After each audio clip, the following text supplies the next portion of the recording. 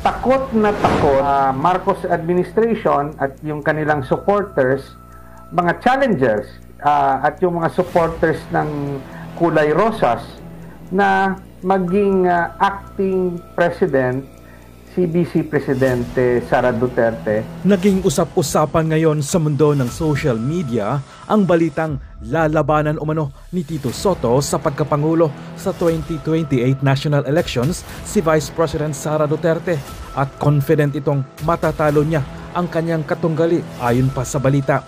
Marami din sa mga supporters ni Tito Sotto ang gusto siyang gawing caretaker ng gobyerno sa oras na bumaba sa pwesto si Pangulong Bongbong Marcos at gusto nilang labagin ang konstitusyon, ang rule of succession na dapat ang Vice President ang papalit sa oras na hindi na kayang gampanan ng isang Pangulo ng bansa ang kanyang trabaho.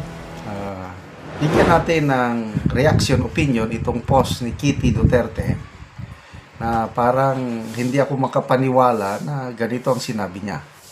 Ito, post lang ito, basahin ko lang at mag-react lang ako ha. Sabi niya, Senator Ping Lacson, sinabing kapag napatalsik si Pangulong Marcos Jr., dapat si Senator Tito Sotto ang papalit sa kanya. Nangangamba si Senator Ping Lacson dahil sa mga rally baka umano mapatalsik ang Pangulong Marcos, kaya pinaghahanda na niya si Senator Sotto na posibleng kapalit. Really? Again binasa ko lang itong post. I am not sure kung totoo ba na pahayag ito ni Senator Lacson. Parang hindi totoo. Kasi very clear sa konstitusyon na kung ang presidente alis o mag-resign o mapatalsik, ang vice president, kaya nag-elect tayo ng vice president para papalit sa presidente kung ano. Bakit ang Senate President ang ipapalit? Hindi ko magets. Tingnan natin ang people who reacted.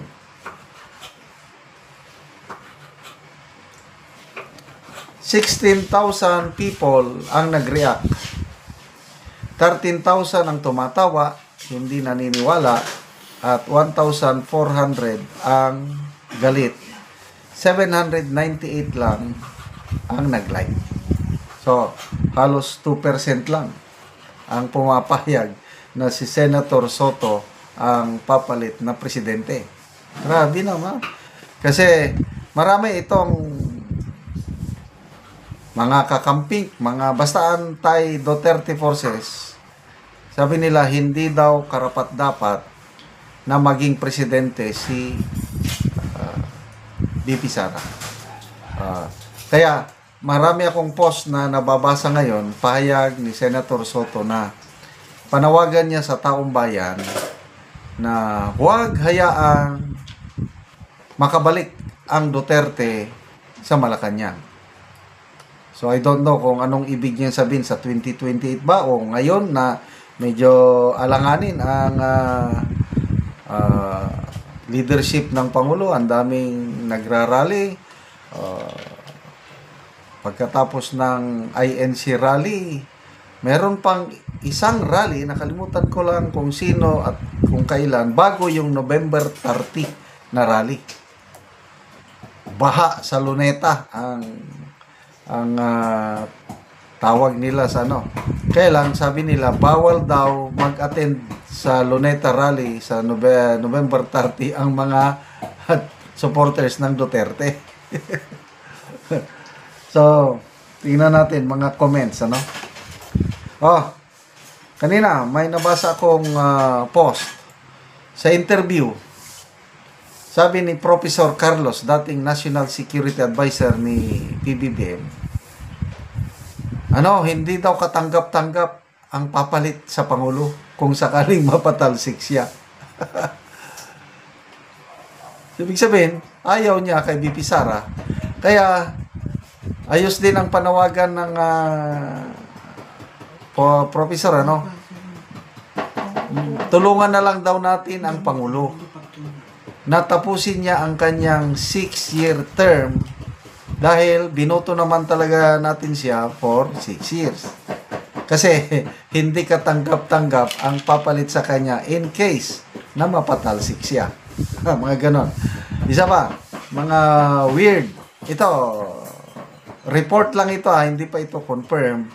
Sa article or post ng politico.com, meron daw plano, military back plan, di umano, na kung mapatalsik ang Pangulong Marcos, si Mr. Ramon Ang, yung boss ng San Miguel Corporation, ang gagawing presidente. Bagay na pinasinungalingan naman ni Mr. Ramon Ang. May post akong nabasa na wala daw siyang pakialam sa politika. Ang gusto lang daw niya ay tumulong. Okay. So, ito. Wilson Taganili, nabuang na. Naloko na. Aileen Lito, los nyo, duha. Lourdes Fernandez, in your wildest imagination. Brent Wayne, may sayad si Ping. Tofel Paulino, Bendelo ba yan? So, puros mga Bendelo. So, nasaan ang ating konstitusyon? Gusto nilang palitan ang konstitusyon na kasi sino pa ba yung nagsabi na dapat daw mag-resign din si BP Sara. Isang abogado, si Attorney Jesus Palces, Marcos loyalist din ito. Dapat daw mag-resign dalawa, si PBBM at BP Sara. Ganon din si Auntie Claire Castro. Meron akong post na nabasa na kung mapatalsik daw si BP Sara, si Presidente, ayaw niya si BP Sara na mag-take over. Ang gusto naman niya, si Senator Risa Hontiveros, dahil may kredibilidad daw, may karanasan, at neutral. Neutral daw. Anong neutral? Karanasan. Anong karanasan niya? Naging mayor ba siya? Naging governor ba siya? Bago nagsenador? Kasi, kung maging presidente ka, executive yan. You run the government. So, dapat, to me, ang isang magaling na presidente, sana, may experience na sa local government unit. Tingnan nyo si Tatay Digong, naging mayor ng matagal. Kaya he's the best president to me, na dumaan sa Malacanang. Si Mayor Sara, 2 terms na naging mayor sa Davao. Tapos Risa Hontiveros. Si Tito Soto, anong experience niya? I think diretso siyang senador. Dumaan ba siya sa paging barangay kapitan para mayor o ano?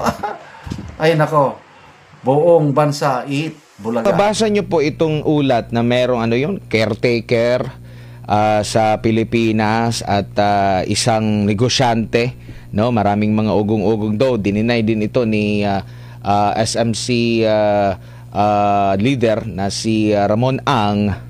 Pero nung marinig at mabasa niyo po itong ganitong ulat, ano po ang naging reaksyon niyo po, attorney? Ang unang pumasok sa aking isipan ay kontra ito sa rule of succession sa ating konstitusyon. Kasi alam naman natin yung mga panawagan sa ngayon, marami sa mga Pilipino ang nagsasabi na sana mag-voluntarily resign si Pangulong Marcos. Pero syempre, as expected, yung mga supporters niya nagsasabi na ayaw nilang umalis sa pwesto si Pangulong Marcos. At yung iba naman na sektor, yung kanilang panawagan naman, ayaw nila pareho kay Presidente at saka kay Vice Presidente, no? So, magkakaroon ng vacuum of leadership pag ganon. But if we follow the rule of succession sa constitution natin, the one that will succeed in the event na incapacitated o nag-resign o may nangyari sa presidente ay ang vice presidente. At kung both the president and the vice president are incapacitated, or let's say they both resign, yung susunod ay yung Senate President, and so forth, no? Pati yung Speaker of the House and up to the Supreme Court Justice.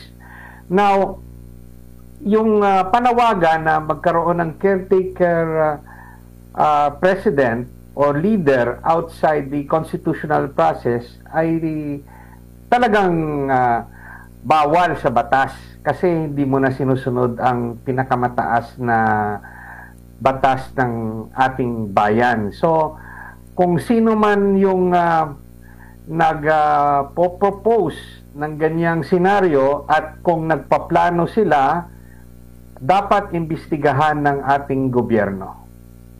Opo. Hindi ba ito parang testing the waters lang, attorney, kung ano yung magiging reaction? At kung testing the waters yung tingin nyo rito, saan kaya pwedeng humugot sila itong mga ganitong klase ng plano, attorney? Well, yun nga, no? Kung titignan natin yung strategy ng each group na involved, no? Lahat ng ito, yung mga nangyayari, ay patungo sa 2028 election. Kasi takot na takot ang Marcos administration at yung kanilang supporters, takot na takot yung mga supporters ng makakaliwa, takot na takot yung mga challengers at yung mga supporters ng kulay rosas na maging acting president si Vice Presidente Sara Duterte in the event that President Marcos hears the call of the many Filipinos na mag-resign na siya.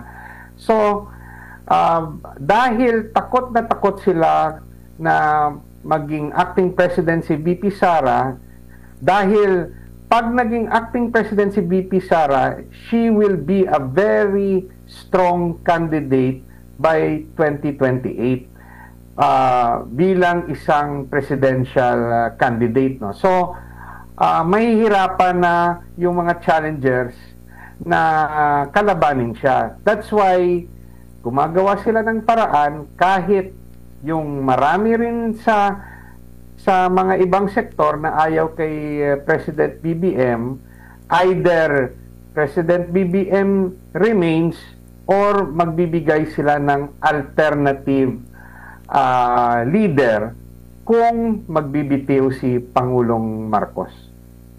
Kasi kung pakikinggan natin ang mga pahayag mula sa gobyerno, talagang kumpiyansa sila, no, sa kanilang mga ginagawa, sa klase ng governance po nila. In fact, patuloy nilang ipinagmamalaki na ang Pangulo ang nag-umpisa nitong sa paglaban sa korupsyon.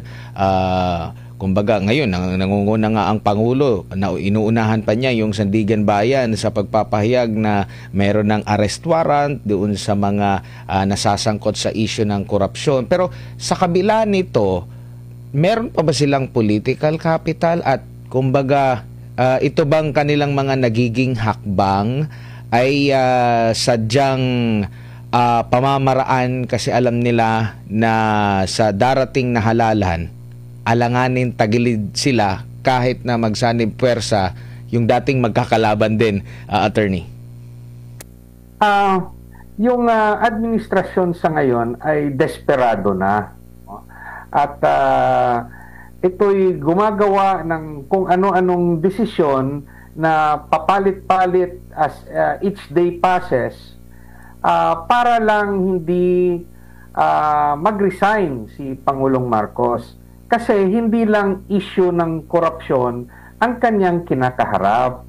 Yung isang issue rin na mabigat ay yung paratang sa kanya ng kanyang mismong kapatid na siya'y gumagamit ng illegal na droga. Alam mo ba, Admar, napakasimple lang ang solusyon sa akusasyon ni Senador Amy.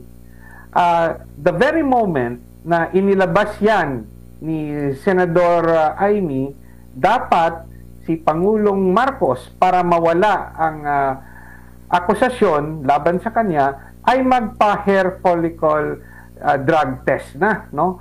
Para tapos na. Pag pinakita niya na ito'y testing na gagawing sa public at sa reputable hospital, tapos na yung akusasyon tungkol sa droga. Yung pangalawang akusasyon tungkol naman sa korupsyon ay mabigat yan. Isa pa yung issue na kinakaharap niya kasi meron direct witness na nagtuturo na involved siya. Yun po yung sa admission, no, against self-interest ni former Congressman Saldico. At isama rin natin yung testimonya sa Senado ni former Sergeant Gotesa. Although may mga narinig tayo na pronouncement galing kay former Congressman Defensor na baka bumaliktad na ito. But still, it corroborates, no, the admission, hindi pa pala testimony, ni Saldico na may mga maleta na may laman na maraming pera na diniliver sa certain personalities. That's why dalawang major issue yung dapat masagot ni Pangulong Marcos, yung sa korupsyon at yung sa paggamit ng illegal na droga.